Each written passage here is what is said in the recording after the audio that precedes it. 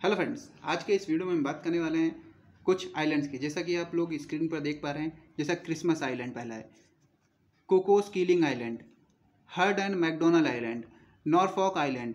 ये जो आइलैंड है ये न्यूज़ में है। न्यूज़ में इसलिए हैं क्योंकि 2 अप्रैल से यूएस के प्रेसिडेंट ने दुनिया भर के देशों में अलग अलग रेट से रेसिप्रोकल टैरिफ लगा दिया है। तो ये जो छोटे छोटे आइलैंड हैं ये भी उन रेसिप्रोकल टैक्स की जद में आ गए हैं।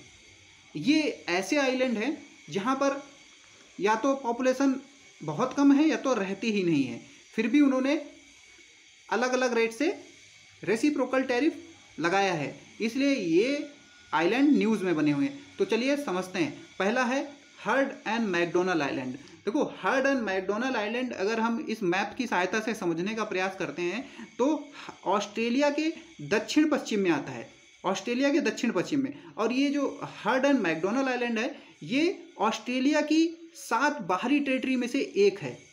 ठीक, अंटार्कटिक से नॉर्थ में 1600 किलोमीटर दूर और पर्थ से 4100 किलोमीटर दूर अंटार्कटिक और ऑस्ट्रेलिया के बीच में आता है। ठीक, तो समझ गए, heard and McDonald island Australia की टेरिटरी है।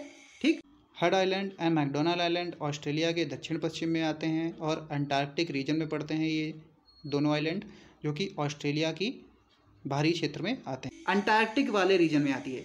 दूसरी बात करें Norfolk island. Norfolk island Australia और न्यूजीलैंड के बीच में आता है, सिडनी से लगभग 1600 किलोमीटर उत्तर पूर्व में आता है। ठीक, ऐसे ही बात करें Christmas island. Christmas island Australia के उत्तर में देखो, इंडोनेशिया और ऑस्ट्रेलिया के बीच में आता है। इसी प्रकार हम अगर बात करें कोकोस कीलिंग आइलैंड की, कोकोस कीलिंग आइलैंड जो है इंडियन ओशन में आता है, इंडियन ओशन में आता है। कीलिंग आइलैंड इंडियन ओशन में पड़ता है, जो कि श्रीलंका और ऑस्ट्रेलिया के बीच में आता है, जैसा कि आप सब लोग देख रहे हैं। कुछ और आइलैंड हैं जिन पर रेसिप्रोकल टैरिफ इम्पोज किया गया है, जैसे कि ब्रिटिश इंडियन ओशन टेरिटरी में एक आइलैंड है चागोज आइलैंड, चागोज आर्कीपेलागो। चागोज आर्कीपेलागो आता है मालदीव्स और मॉरिशस के बिटवीन।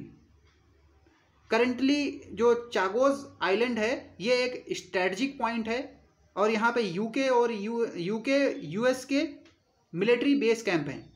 तो आपको कमेंट में ये बताना है कि जो डियोगो गार्सिया है करंटली कौन सी कंट्री के अंडर में आता है।